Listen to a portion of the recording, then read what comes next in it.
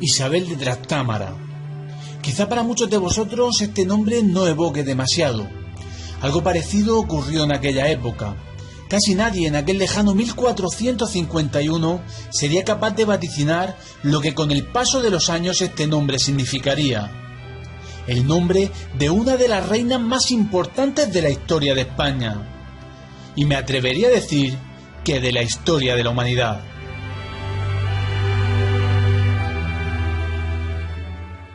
Isabel I de Castilla no solo fue una gran gobernante, quien luchó por sus derechos dinásticos en un mundo de hombres, haciéndolos valer no solo ante su nobleza, sino incluso ante su propio esposo. Por si fuera poco, a ella le debemos el auspicio del viaje de Cristóbal Colón y el reconocimiento de los derechos de la población indígena americana.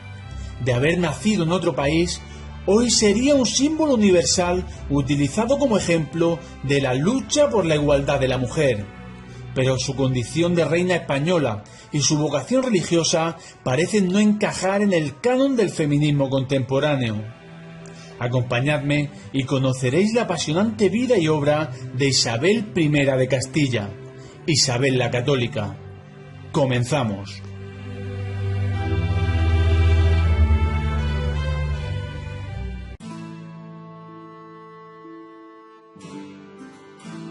Isabel de Trastámara nació el 22 de abril de 1451 en Madrigal de las Altas Torres. Un dato curioso es que su nacimiento se produjo durante el Jueves Santo, un vaticinio de lo que sería su vida en adelante. Hija del rey Juan II de Castilla y su segunda esposa, Isabel de Portugal, ocuparía al nacer el segundo puesto en la línea sucesoria, tras su hermano Enrique, 25 años mayor y fruto del primer matrimonio del rey Juan II de Castilla.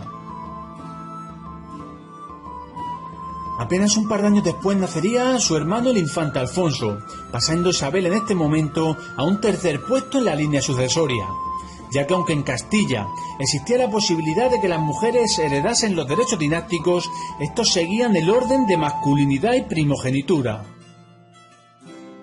En 1454, a la muerte de su padre, su hermano mayor subiría al trono con el nombre de Enrique IV de Castilla, a la postre conocido como Enrique IV el Impotente. En 1461, el rey ordenó el traslado a la corte de Isabel y Alfonso, ante el inminente nacimiento de su primogénita, su hija Juana, quien tendría una importancia capital en la historia de Isabel de Castilla. Hay que decir que el reinado de Enrique IV no sería para nada fácil.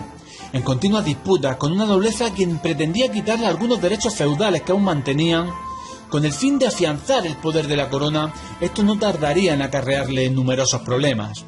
Quizá el más grave de ellos fue el que le acusaba de ser incapaz de consumar matrimonio, tachándole de impotente e incluso de afeminado.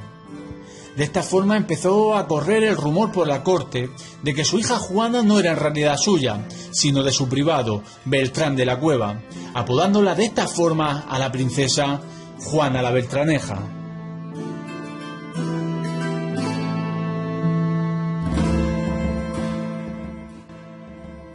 La nobleza, ávida de poder, comenzó a gestar el golpe que quitase a Enrique IV del trono de Castilla, aludiendo, claro está, a su incapacidad.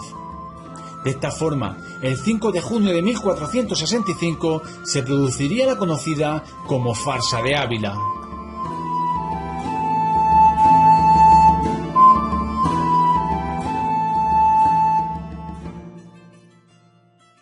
Se preparó un escenario junto a la muralla y se puso un muñeco ataviado con los atuendos reales, cetro, corona y espada, los cuales le serían arrebatados por los nobles y el clero, para finalmente ser apuñalados por la multitud. Con esta afrenta y con los nobles apoyando las aspiraciones al trono del infante Alfonso, comienza la guerra por la corona de Castilla. Por su parte, Isabel permanecía en Segovia y logró escapar de la ciudad cuando la Liga de Nobles tomó la misma, uniéndose a la contienda del lado de su hermano y aspirante al trono Alfonso. Pero poco después, apenas un año, en 1468, el infante Alfonso moriría en Cardeñosa en extrañas circunstancias. Isabel, entonces, se negó a disputarle el trono a su hermano Enrique, pero lo que sí consiguió fue un acuerdo por el cual éste la nombraba princesa de Asturias y heredera al trono de Castilla. Este tratado sería conocido como la Concordia de Guisando. Isabel posteriormente siempre aludiría a este documento para legitimar su ascenso al trono de Castilla.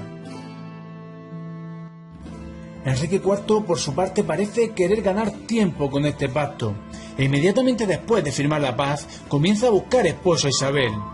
Es ofrecida al rey de Portugal, pero Isabel se niega aludiendo la diferencia de edad. Otros dos pretendientes fallecen antes de poder desposarse con Isabel. Enrique buscaba fraguar alianzas con el matrimonio de su hermana, toda vez que la intentaba alejar del trono de Castilla. Pero ésta no se lo ponía nada fácil, rechazando continuamente los pretendientes elegidos por Enrique IV.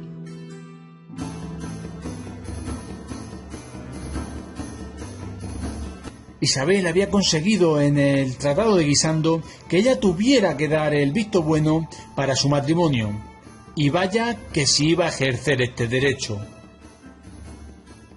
El capítulo de la boda de Isabel es digno de una película de épica medieval. Isabel había estado tratando a espaldas del rey Enrique su matrimonio con Fernando, heredero a la corona de Aragón, con quien, por cierto, había estado prometida en su niñez. De esta forma se conseguía la anhelada unificación de sus reinos. Pero la cosa no era nada fácil. Habían varios inconvenientes. El primero de ellos es que no tenían el visto bueno del rey Enrique de Castilla. Además, ella se encontraba custodiada en Ávila a cargo del noble Juan Pacheco, y por si fuera poco, necesitaban una bula papal ya que eran primos en segundo grado. Pero este episodio no sería más que un escollo que solventarían de los muchos que habrían de venir a lo largo de sus vidas, y que, como con los demás, nadie conseguiría quebrantar sus voluntades. Isabel, con la excusa de visitar la tumba de su hermano Alfonso, consigue escapar de Ocaña. Pero quizá la gesta más interesante de toda esta historia venga por parte de Fernando de Aragón, quien, disfrazado de mozo de mula y a cargo de unos mercaderes, consigue cruzar Castilla, sin ser descubierto, por tanto, por las tropas de Enrique IV.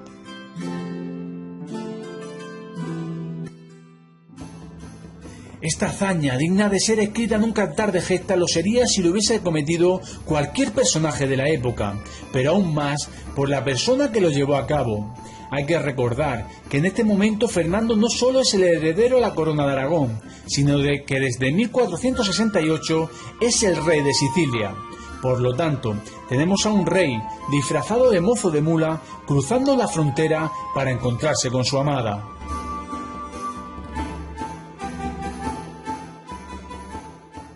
El matrimonio finalmente se produciría el 19 de octubre de 1469 en el Palacio de los Viveros de Valladolid. La bula papal que esperaban por su parte tardaría en llegar hasta 1472, otorgada por Sixto IV, llamada Bula de Simancas. Y aquí nos plantamos en 1474. A la muerte de su hermano Enrique IV, Isabel se proclamó reina de Castilla el 13 de diciembre de 1474. Esto no solo provocaría la guerra con Portugal, conocida como la Guerra de Sucesión de Castilla, sino que le cargaría también el mayor encontronazo con su esposo Fernando, ya que Isabel se proclamó reina sin esperar a que éste estuviera presente. Esta es una clara muestra de la valentía que tenía la reina Isabel, quien no solo era la propietaria de los derechos dinásticos de Castilla, sino quien dejó claro que en ese momento ejercería como tal. A diferencia de en Aragón, en Castilla las mujeres podían reinar, aunque era costumbre que éstas cedieran el gobierno a sus maridos. Está claro que este no iba a ser el caso. Tras el acuerdo, nace el famoso dicho de tanto monta, monta tanto Isabel como Fernando, en alusión a los acuerdos alcanzados entre ambos para el gobierno de sus respectivos reinos. Quedaba de esta forma claras las atribuciones de cada uno de ellos, aunque en la práctica Fernando, como regente de la corona de Castilla, tenía muchísimo más poder del que Isabel podía ejercer en la corona de Aragón. En cuanto a la guerra de sucesión de la corona de Castilla contra su sobrina Juana la Beltraneja, hay que recordar que en este momento Juana la Beltraneja no solo era aspirante al trono de Castilla, sino reina consorte de la corona de Portugal, ya que se había desposado con Alfonso V. Esta guerra se desarrollaría entre 1475 y 1479, poniéndose al frente de los ejércitos el rey Fernando y logrando la victoria tras el Tratado de Alcasovas. Durante su vida Isabel daría numerosas muestras de su determinación. Una de las gestas más conocidas fue en 1476, cuando en plena guerra con Portugal se produjo un motín en la ciudad de Segovia.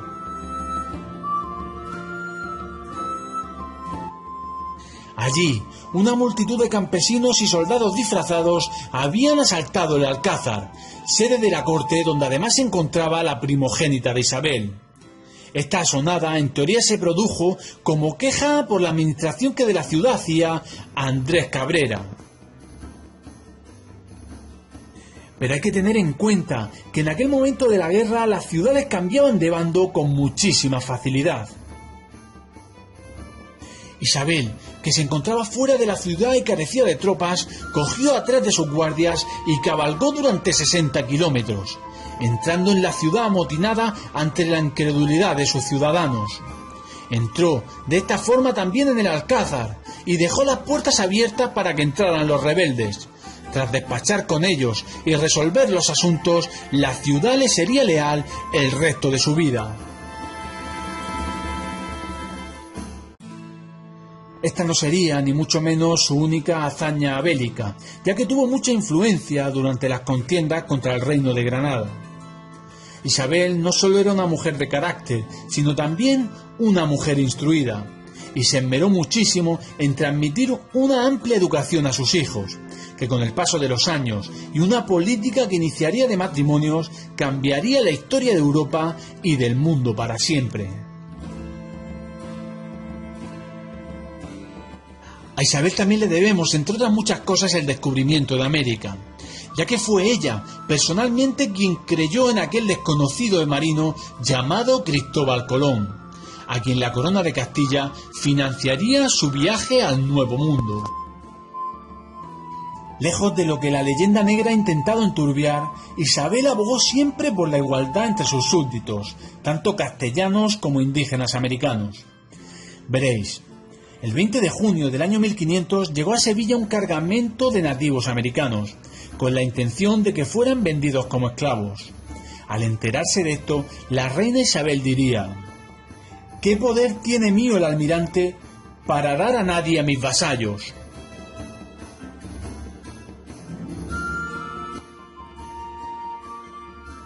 De esta forma, y mediante una real provisión, prohíbe su esclavitud, ya que tan súbditos suyos eran los indios americanos como los propios castellanos. También obligó a repatriar a América a estas 1500 personas y devolverles sus propiedades.